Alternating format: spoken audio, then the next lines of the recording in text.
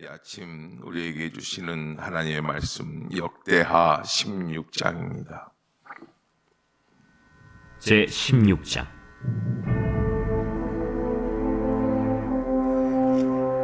아사왕 제 36년에 이스라엘 왕 바아사가 유다를 치러 올라와서 라마를 건축하여 사람을 유다 왕 아사에게 왕래하지 못하게 하려 한지라. 아사가 여호와의 전 곳간과 왕궁 곳간에 은금을 내어다가 다메섹에 사는 아람 왕 벤하닷에게 보내며 이르되, 내 아버지와 당신의 아버지 사이와 같이 나와 당신 사이에 약조하자. 내가 당신에게 은금을 보내노니 와서 이스라엘 왕 바사와 세운 약조를 깨뜨려 그가 나를 떠나게 하라. 벤하닷이 아사 왕의 말을 듣고 그의 군대 지휘관들을 보내어 이스라엘 성읍들을 치되 이온과 단과 아벨마임과 납달리의 모든 국고성들을 쳤더니 바아사가 듣고 라마 건축하는 일을 포기하고 그 공사를 그친지라. 아사 왕이 온 유다 무리를 거느리고 바아사가 라마를 건축하던 돌과 제목을 운반하여다가 게바와 미스바를 건축하였더라. 그때 선견자 하나니가 유다 왕 아사에게 나와서 그에게 이르되, 왕이 아람 왕을 의지하고 왕의 하나님 여호와를 의지하지 아니하였으므로 아람 왕의 군대가 왕의 손에서 벗어났나이다. 구스 사람과 룹 사람의 군대가 크지 아니하며 말과 병거가 심히 많지 아니하도이까. 그러나 왕이 여호와를 의지하였으므로 여호와께서 왕의 손에 넘기셨나이다. 여호와의 눈은 온 땅을 두루 감찰하사 전심으로 자기에게 향하는 자들을 위하여 능력을 베푸시나니 이 일은 왕이 망령되이 행하였은즉 이후부터는 왕에게 전쟁이 있으리이다. 아사가 노하여 선견자를 옥에 가두었으니 이는 그의 말에 크게 노하였음이며 그때 아사가 또 백성 중에서 몇 사람을 학대하였더라. 아사의 처음부터 끝까지의 행적은 유다와 이스라엘 열왕기에 기록되니라. 아사가 왕이 된 지 39년에 그의 발이 병들어 매우 위독했으나 병이 있을 때에 그가 여호와께 구하지 아니하고 의원들에게 구하였더라.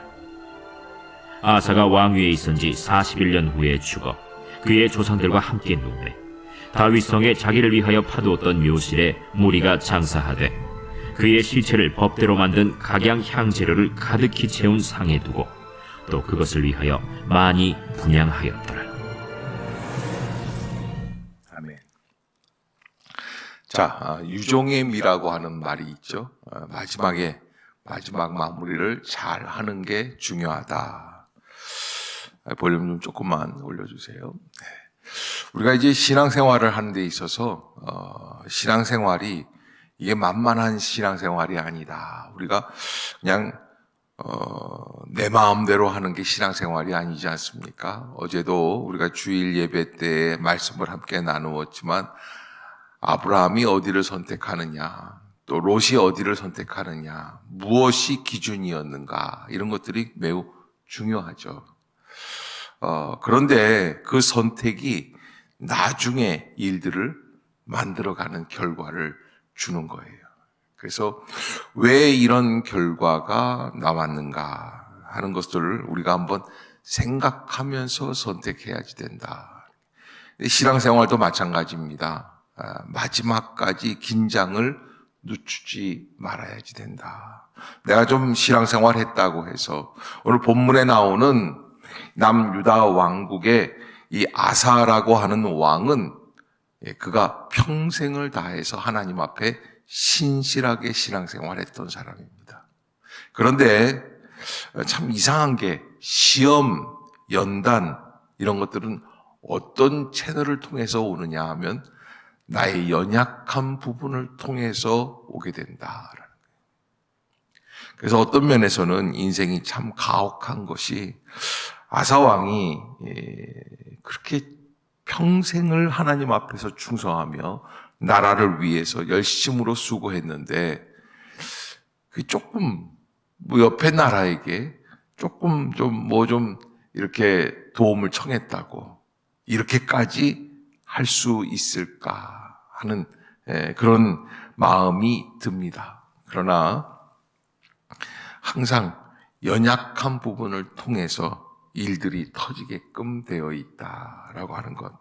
우리가 깨어서 어떠한 부분에 있어서 우리가 하나님 앞에서 좀 더 온전한 자리로 나가야 할 것인가 하는 것도 생각해 봐야죠.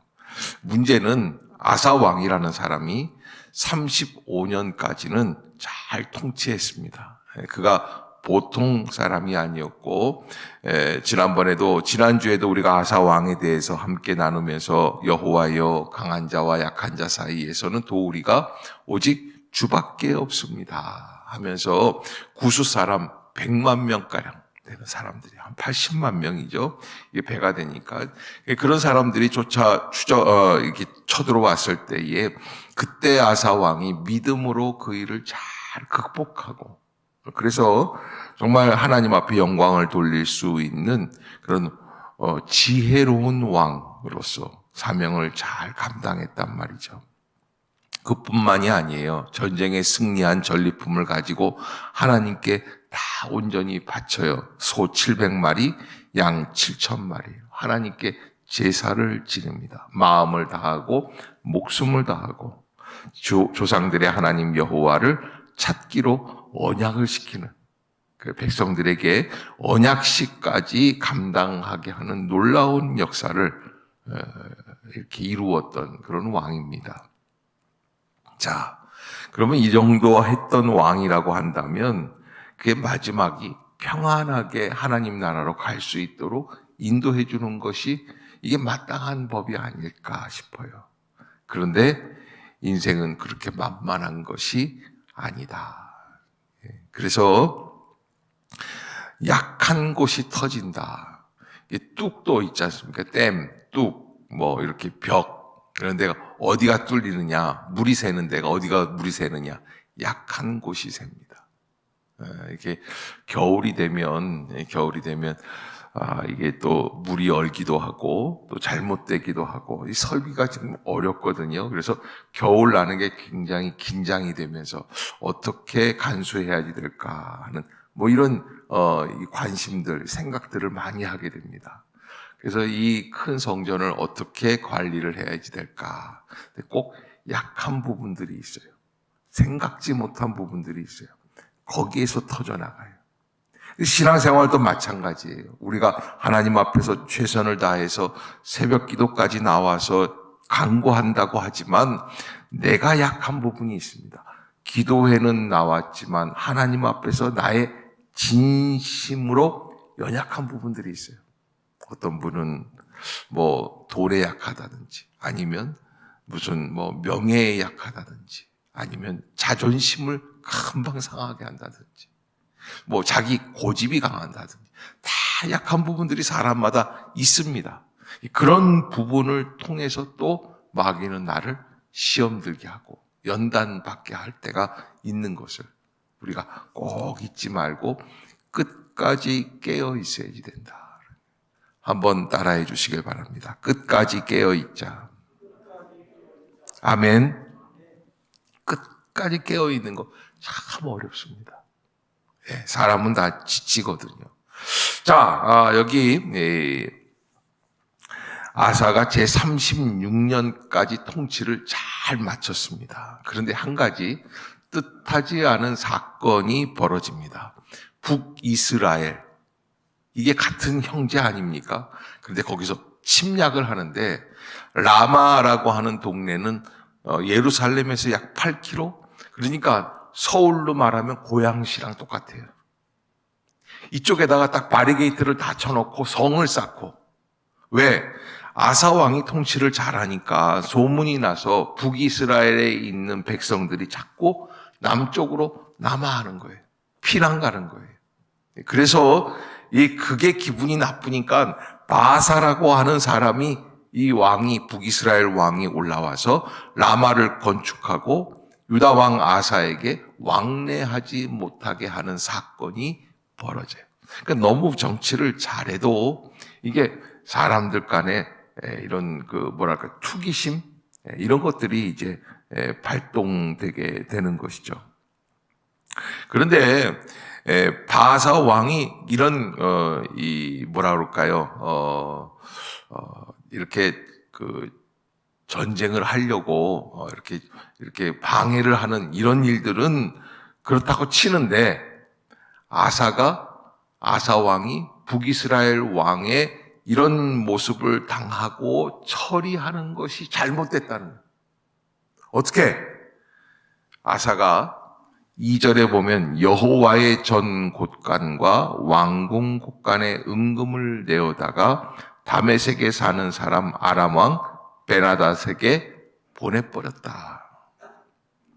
이게 무슨 얘기예요?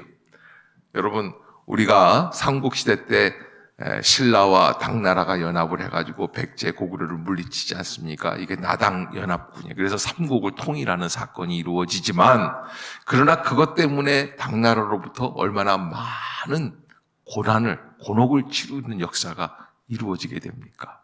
그러니까 우리가 외교의 역사 속에서 알아야 될 것이 뭔가 손쉽게 손 안 대고 코 푸는 일이, 그래서 원거리 외교라고 그러죠. 저쪽에서 후방에서 다른 나라의 권세를 통해서 이 다른 나라를 이렇게 침략하게 하면은 나중에는 당하는 게 있는 거예요. 근데 이 아사가 그런 짓을 했어요. 그래서 같은 북이스라엘 형제 국가인데 불구하고 저 북쪽에 있는 아람이라고 하는 나라를 통해서 침략을 하게 하는 거예요. 뭘 주고? 돈을 주고. 그래서 여호와의 전 곳간과 왕궁 곳간에 은금을 다 내어다가 아람 왕 베나닷에게 내어 주었다. 이거는 어떻게 보면 기가 막힌 신의 한 수예요. 아사 왕이 참 잘한 것일 수 있어요. 인간적인 것으로 보았을 때는. 왜냐하면 아사 왕은 이 아람 나라를 침략을 시키면서, 북이스라엘 왕국을 침략을 시키면서 어떤 일이 벌어졌냐면, 이 바하사라고 하는 북이스라엘 왕이 성을 쌓다가 남기고 간 이 건축물 자재들을 다 공짜로 얻고, 이걸 통해 가지고서는 새로운 도시들을 몇 개를 건축을 했단 말이에요. 그러니까 완전히 손 안 대고 전쟁도 안 해보고 북이스라엘의 바하사를 완전히 납작하게 한 거예요. 그러니까 인간적인 관점에서는 이 사람은 성공한 거예요. 근데 하나님은 항상 인간적인 관점에서 끝나는 분이 아니시다. 인간적인 관점에서 끝난다 그러면 무슨, 예를 들어서 이런 거 있지 않습니까?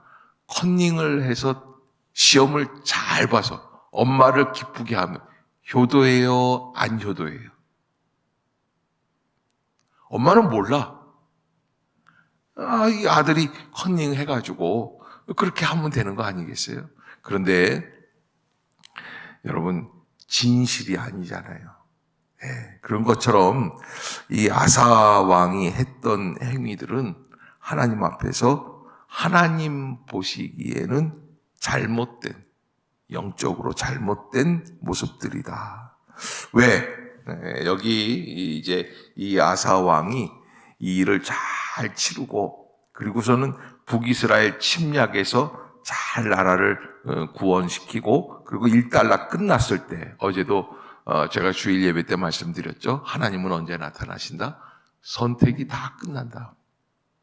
이 아사 왕이 다 그렇게 선택을 끝내놓고 난 다음에 하나님이 나타나세요. 그래서 7절에 뭐라고 말씀을 하시냐면, 선견자 하나니를 통해서 이렇게 이야기하는 거예요. 왕이 아람 왕을 의지하고 왕의 하나님 여호와를 의지하지 아니하였으므로. 그러니까 하나님이 보고 계시는 관점은 뭐예요? 누구를 의지하느냐? 누구를 진심으로 의지하느냐? 왜? 하나님의 성전 창고 안에 있던 금은보화를 다 갖다 줬거든요. 그거 누구 거예요? 그거 하나님 거예요. 그런데 하나님 거를 가지고 자기가 나라를 방비하는, 마치 그럴 수 있죠. 나라가 없어지면 다 끝인데. 그러나 이거는 누구를 의지하느냐에 달려있는 문제다. 그래서 이런 문제는 사실은 누구나 실수할 수밖에 없는 어려운 문제입니다. 명확한 답이 뚜렷하게 탁 있는 게 아닙니다. 왜 아사 왕이 아람 나라 베나닷에게 돈을 갖다 주고 북이스라엘을 침략하게 했을까요? 도저히 전쟁할 수 있는 상황이 아니었을 수 있어요. 나이도 들고 힘이 들고 더 이상. 그리고 아사왕 머릿속에서 이렇게 계산을 해보니까 요렇게만 되면 아주 기가 막히게 절묘하게 잘 되는 거예요. 손 안 대고 코 풀 수 있는 합리적인 방법이에요. 그러나 그 모든 과정 속에서 하나님이 원하시는 것은 누구를 의지하고 있느냐라는 거예요. 따라해 봅시다. 누구를 의지하고 있는가? 아멘. 이게 하나님이 보고 계시는 거예요. 돈을 의지하는가? 아니면 사람을 의지하는가?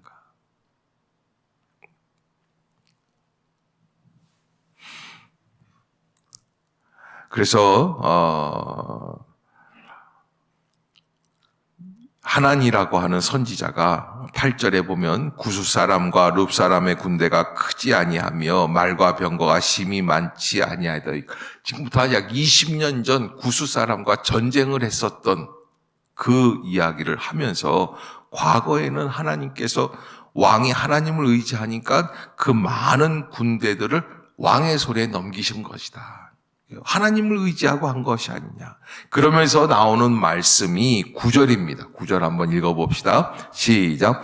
여호와의 눈은 온 땅을 두루 감찰하사 전심으로 자기에게 향하는 자들을 위하여 능력을 베푸시나니 이 일은 왕이 망령되이 행하였은즉 이후부터는 왕에게 전쟁이 있으리이다 하매 아멘. 여기 하나님의 눈에 대해서 말씀을 하시는데 여기 나와 있는 단어 중에 무슨 뜻이 있냐면 온 땅을 두루 감찰하사. 온 땅을 두루 감찰하사. 하나님은 과거에 있었던 일을 가지고서는 전체를 다 봐주시는 분이 아니시라는 거예요. 그리고 온 땅을 두루 감찰하시면서 매 순간 어떤 사람을 찾으시냐면 전심으로 자기에게 향하는 자. 따라해 봅시다. 전심으로 하나님께 향하는 자. 아멘. 그 전심으로 하나님께 향하는 자들. 그를 위하여 능력을 베푸신다. 그러니까 여러분 우리가 하나님 앞에서 어떤 신앙생활을 해야지 되겠습니까? 매 순간 전심으로. 전심이라는 게 뭐예요? 나의 마음 전체를 다 부어서 그렇게 해서 하나님께만 향하게 해야지 된다. 그래서 방향을 잘 봐야지 돼요. 내가 지금 인간을 향하고 있는가? 인간을 의지하고 있는가? 하나님을 의지하고 있는가? 하나니라는 선지자가 그런 예언을 해주니까 아사 왕이 듣고 내가 잘못했습니다. 내가 앞으로는 그렇게 하겠습니다 하고 회개하면 끝났을 것인데 그렇게 하지 않고 어떤 일이 있었냐면 그 자기에게 옳은 소리 했던 선견자 하나니 선지자를 어떻게 합니까? 감옥에 가둬버려요. 학대를 해요.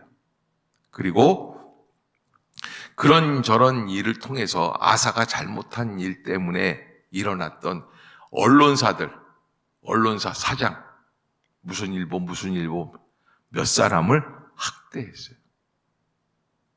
또 제가 이렇게 얘기하니까 또 그때도 조선일보가 있었나 보지 뭐 이렇게 생각하시는 분들이 계시는 것 같은데 그게 아니죠. 예, 그런 여론몰이를 했던 사람들 중에 몇 사람 이런 사람들을 학대를 하였다.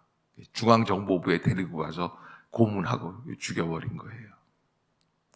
자, 우리가요 잘못을 할 수는 있어요. 그러나 잘못했다라고 하는 깨달음이나 지적이 있으면 어떻게 하면 됩니까? 회개하면 돼요. 아이고 내가 잘못했습니다. 그런데 참 이상한 게 나이 들고 신앙이 오래될수록 내가 잘못했다는 말 하기가 어려워요.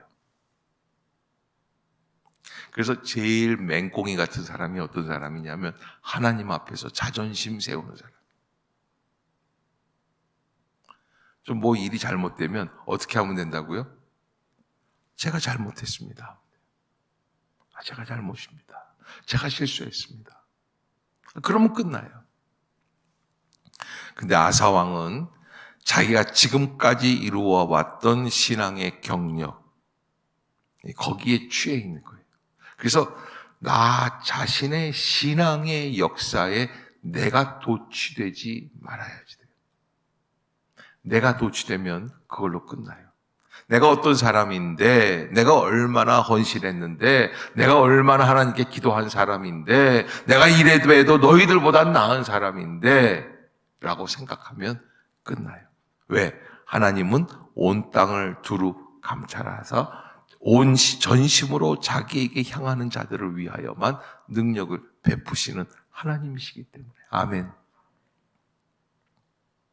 그래서 아사가 통치 41년에 죽게 됩니다. 죽게 되는데 그 죽음을 통해서 여기 13절에 보면 아사가 왕 위에 있은 지 41년 후에 죽어 그의 조상들과 함께 누웠다. 그러면서 그래도 아사 왕이 지금까지 한 것이 있기 때문에 사람들에게 다윗성에 자기를 위하여 파두었던 묘실에 무리가 장사하되 그의 시체를 법대로 만든 각양 향재료를 가득히 채운 상에 두고 또 그것을 위하여 많이 분향하였더라. 성대한 장례식을 치렀다. 인간적으로 볼 때는 훌륭하게 마쳤어요. 그러나 영적으로 볼 때는 하나님이 심판하시는 죽음이었다. 그래서 오늘 역대하 16장에서 우리에게 주고 있는 메시지는 뭘까요? 전심으로 하나님을 향하고 있는가? 어디를 향하는가? 신앙이라는 것은 속도가 아니라 방향이라는 말을 할 수 있는 게 이런 부분인 것 같아요. 그냥 얼마나 많이 하고 뭐 하는 게 중요한 게 아니라 방향이 어디에 있는. 그런데 이 아사 왕이 이런 모습이 있으니까 통치 말년에. 그런데 여러분, 아사가 이렇게 40년이나 통치를 했는데 나이가 죽을 때 아사가 일찍부터 왕이 됐거든요. 그래서 이 사람이 사실은 50이 채 안 돼서 죽었다는 얘기예요. 참 안타까운 죽음이었다. 우리가 신앙생활 할 때 초반에는 잘할 수 있습니다. 은혜 받고 경건하게. 여러분 청년 때 잘했던 사람들이 있어요. 그러나 신앙생활이라는 것은 저는 그런 분도 만나봤어요. 교회를 안 다니시는 분이에요. 예수님을 부인을 하더라고요. 그래서 교회를 다녀보신 적이 없습니까? 그러니까 저 청년부 때 회장했습니다. 그런 분도 봤어요. 제가 그 얘기 듣고 깜짝 놀랐어요. 야, 청년부 때 회장했던 사람의 신앙이 이 정도밖에 안 되나. 우리가 신앙생활 하는데 최선을 다해서 끝까지 깨어 있어야지 돼요. 아멘. 여러분, 이 방향성을 온전히 잡아야지 돼요. 하나님의 눈은 온 땅을 두루 감찰하시고 전심으로 자기에게 향하는 자들을 위하여 능력을 베푸시는 하나님. 그게 하나님 앞에서 망령되이 행하는 모습, 아사왕의 모습이에요. 나는 지금 누구를 의지하고 있는가? 하나님을 믿는다고 하지만, 기도한다고 하지만 나는 하나님 말고 어떤 거를 또 의지하고 있는가? 우리가 우리의 신앙을 점검해 보아야 할 필요가 있습니다. 그렇지 않을 때에는 반드시 댐이 터지게끔 되어 있어요. 우리의 신앙에 누수 현상이 일어나는 곳이 없는지 한 번 더 살펴봐야지 돼요. 제일 어려운 게 뭐예요? 자존심 내려놓기. 자존심. 어떻게 하면 끝난다고요? 제가 잘못했습니다. 하면 끝나는 거예요. 근데 그거 안 해요. 왜? 자존심 때문에 그래요. 우리가 하나님 안에서 이 자존심을 내려놓고 전심으로 주를 향할 수 있는 한 주간이 되시기를 주의 이름으로 부탁합니다. 기도하겠습니다. 사랑의 하나님, 은혜를 감사합니다. 새날을 열어주시고 새로운 한 주간을 시작하게 해주셨는데 믿음으로 감당하게 하여 주시고 은혜로 감당하게 하여 주옵소서. 하나님이 주시는 놀라운 은총이 우리의 심령 가운데 시작되게 하여 주시고 이 한 주간도 믿음으로 승리하게 하여 주시옵소서. 예수님의 이름으로 기도드리옵나이다. 아멘.